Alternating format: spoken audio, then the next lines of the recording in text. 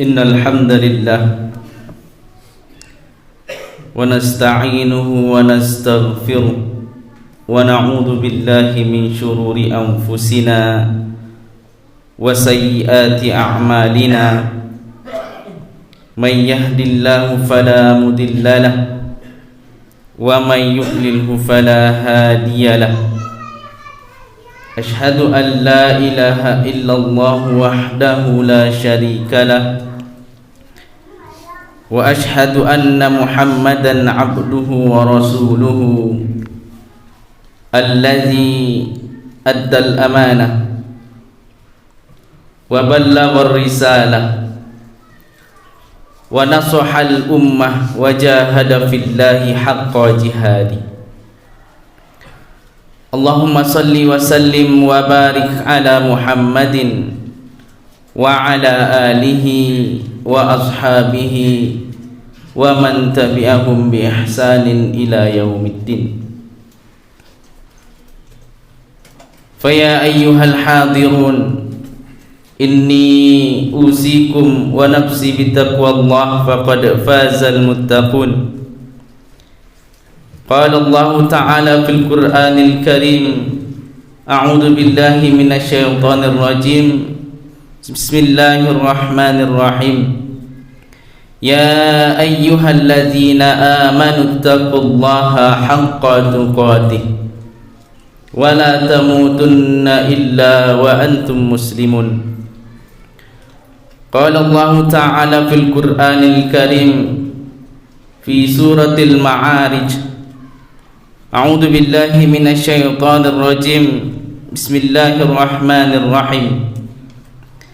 Innal insana khuliqa halu'a wa idza massahu syarru jazua wa idza massahul khairu manu'a illal musallin alladzina hum ala salatihim daimun walladzina fi amwalihim haqqum ma'lum lis-sa'iri wal mahrum.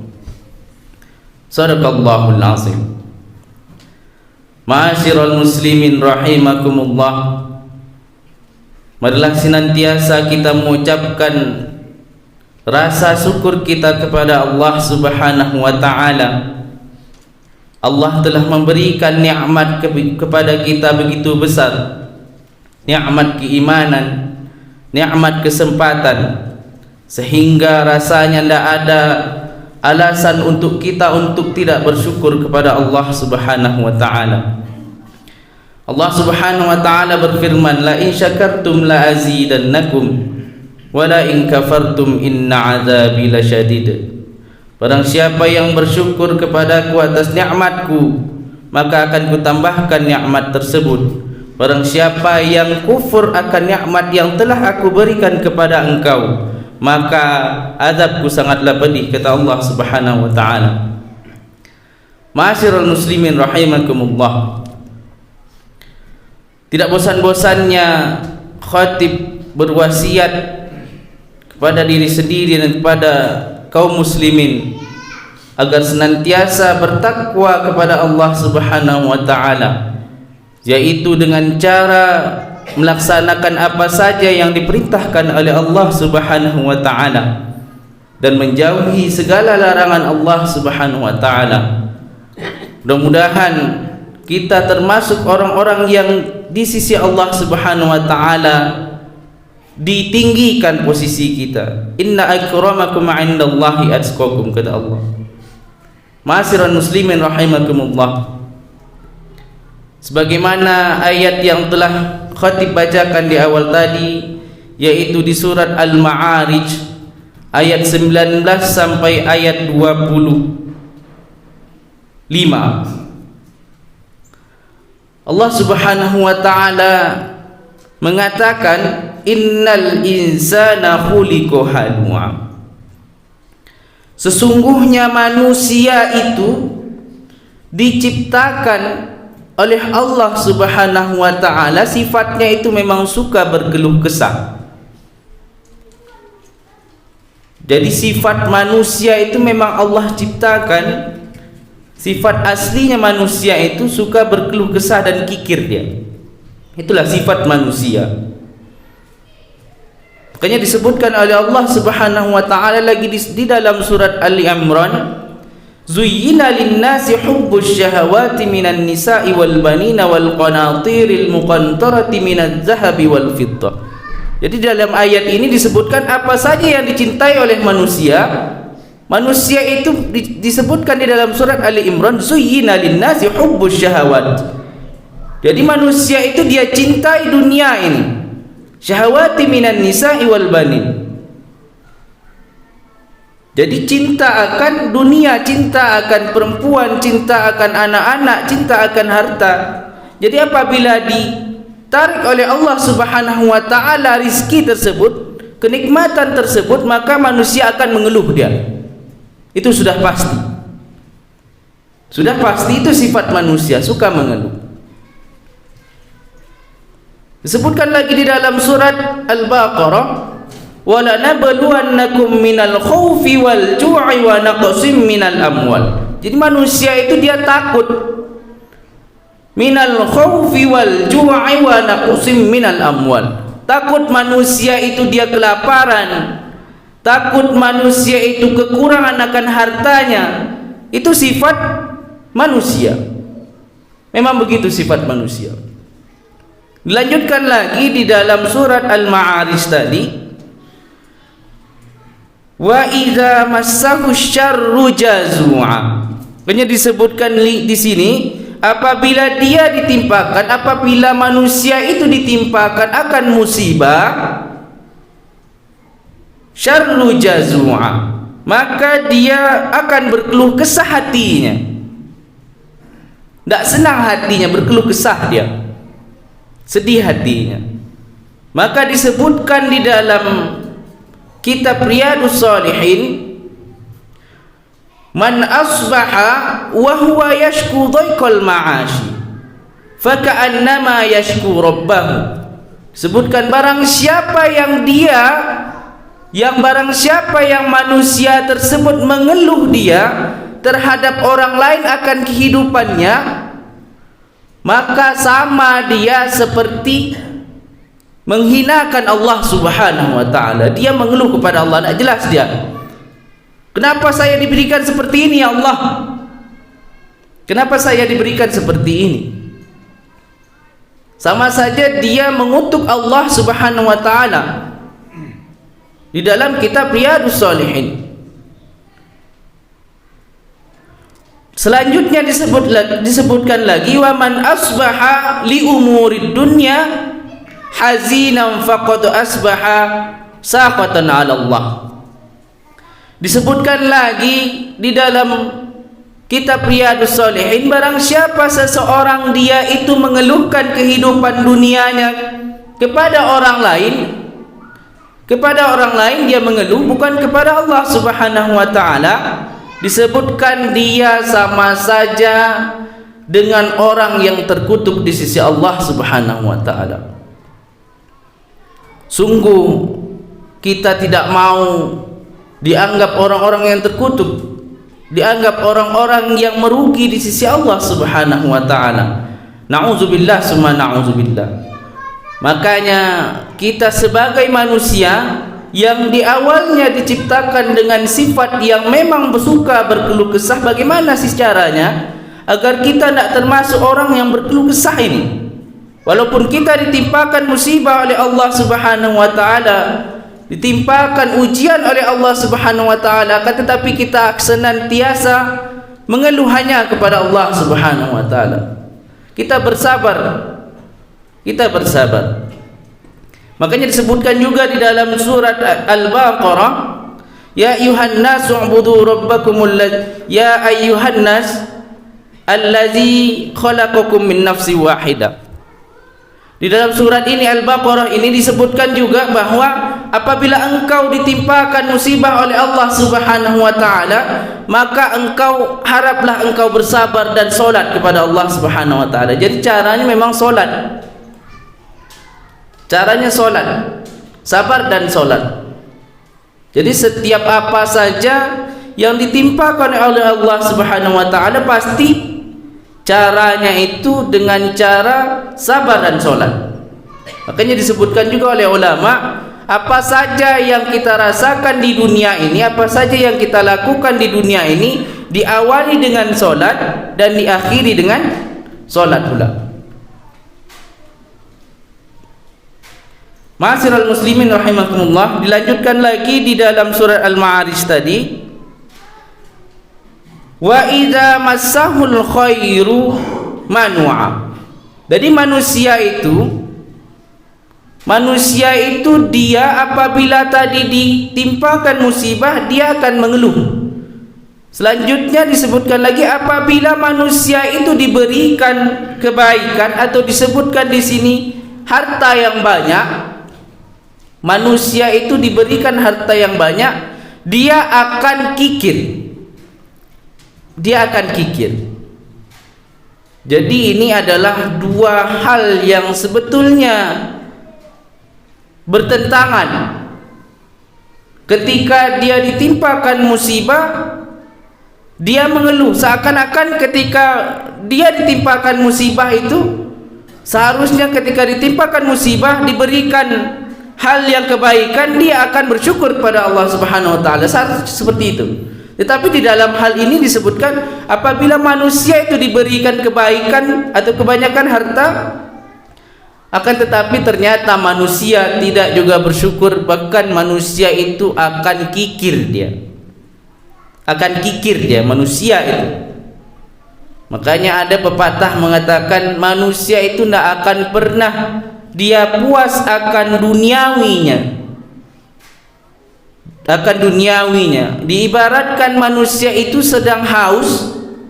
Manusia sedang haus dan dia diberikan air garam. Apakah manusia tersebut akan lepas dari dahaganya? Tidak. Tentu dia akan semakin haus. Sehingga seharusnya manusia senantiasa bersyukur kepada Allah Subhanahu wa taala, yaitu apabila dia diberikan harta yang banyak, hendaknya dia senantiasa bersyukur dan memberikan hak-haknya kepada orang lain. Kan disebutkan lagi di dalam surat Al-Ma'arij. Jadi bagaimana penangkalnya biar kita tidak selalu berkeluh kesah hati kita. Biar kita ketika diberikan harta kepada kita yang banyak, kita tidak kikir. Bagaimana caranya? Jawabannya di dalam surat Al-Ma'arij, yaitu pada ayat ke-22. Allah sebutkan illal musallin, kecuali orang-orang yang solat. Jadi apabila setiap orang dia suka berkeluh kesah, dia kikir, dia ketika diberikan banyak harta, bisa jadi dia solatnya tidak betul. Memang kadang orang-orang dia solat tetapi solatnya belum betul. Saya sudah solat tetapi kenapa hati saya senantiasa berkeluh kesah terus? Kenapa saya tidak senantiasa memberikan harta saya kepada orang lain? Berarti ada yang salah pada solatnya. Ada yang salah. Makanya banyak orang bertanya, kenapa saya sudah solat tetapi hati saya tetap tidak tenang? Berarti perhatikan solatnya, bukan salahkan solatnya. Berarti kita lihat, kita jaga wuduk kita, apakah wuduk kita sudah benar. Solat kita, apakah solat kita sudah benar. Bahkan kadang-kadang kita merasa nak yakin bahawa solat kita nak diterima oleh Allah Subhanahu wa taala. Karena was-wasnya kita. Bahkan Allah Subhanahu wa taala menyebutkan, aku itu sebagaimana prasangka hambaku terhadapku. Jadi barang siapa yang dia berprasangka bahwa solatnya tidak diterima oleh Allah Subhanahu wa taala, maka bisa jadi Allah Subhanahu wa taala tidak terima solatnya. Ma'asyiral muslimin rahimakumullah, illal musallin di sini disebutkan Dan selanjutnya alladzina hum ala salatihim daimun. Alladzina fi amwalihim haqqun ma'lum. Sebutkan lagi di sini alladzina hum ala salatihim daimun, ini disambungkan dengan ayat yang sebelumnya illal musallin, kecuali orang-orang yang solat. Siapa orang yang solat yang bagaimana? Disebutkan orang yang solat yang mereka itu mengerjakan solatnya itu terus menerus. Solatnya terus menerus. Jadi ada orang dia solat sekali banyak. Solat duhanya dalam sehari bisa jadi dia 10 rakaat. Cuma sekali itu saja. Tak terus menerus. Tak terus menerus dia solat. Sedangkan Rasulullah SAW, Allah itu mencintai ibadah yang terus menerus, bukan jumlahnya yang banyak. Jadi apabila solat terus menerus, apalagi dalam konteks ini, bahwasanya solat di dalam konteks ini adalah solat 5 waktu. Solat 5 waktu. Jadi apabila ada orang yang berkeluh kesah hatinya, mari solat.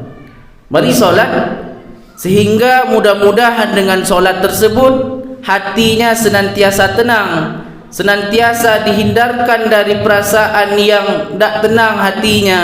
Mudah-mudahan bersifat kikir yang awalnya sifat manusia itu kikir, mudah-mudahan terhilangkan dari hatinya, terhilangkan dari dirinya.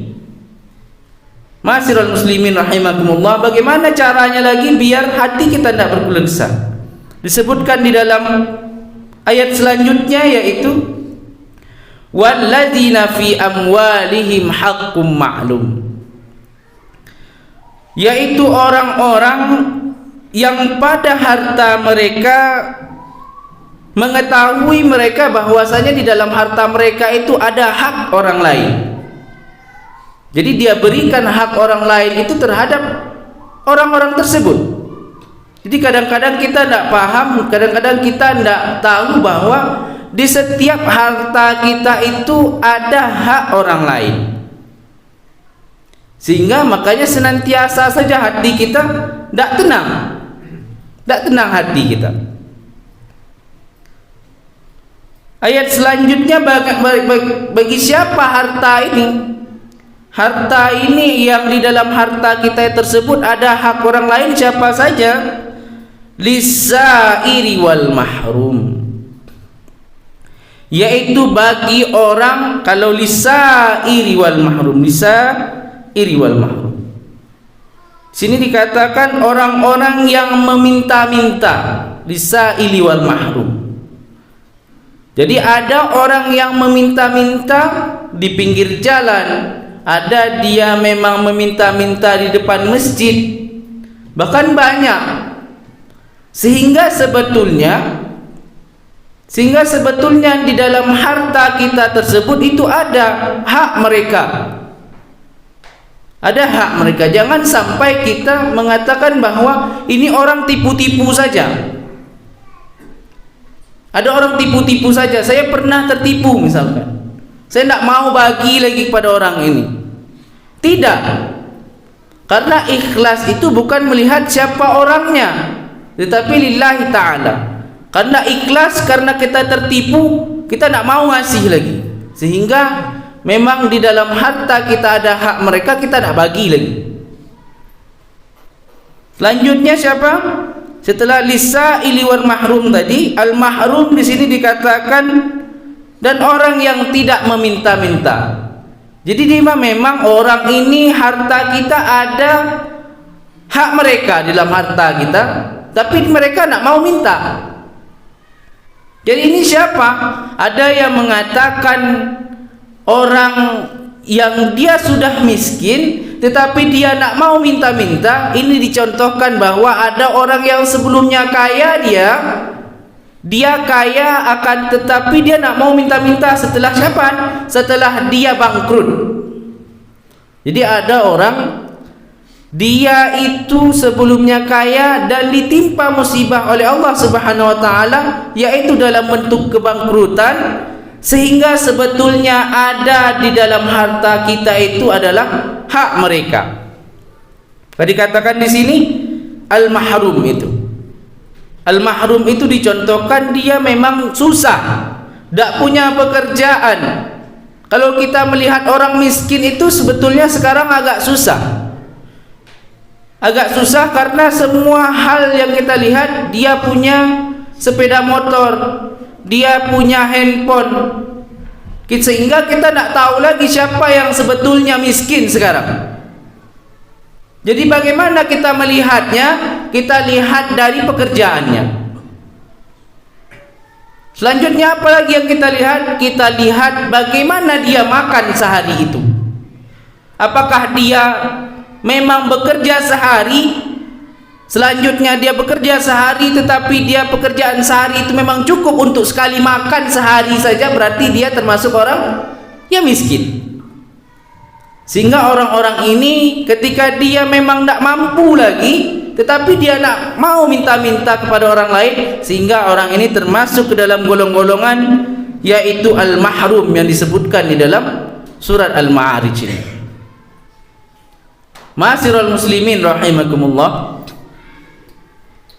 mudah-mudahan dengan kita senantiasa menjaga solat kita, dengan kita senantiasa menyadari bahwa di setiap harta kita tersebut ada harta orang lain, dan kita memberikan hak-hak orang lain tersebut, mudah-mudahan kita terhindar dari sifat yang tadi disebutkan oleh Allah Subhanahu wa taala, yaitu innal insana khuliqa halu'a, yaitu sifat berkeluh kesah dan sifat kikir tersebut.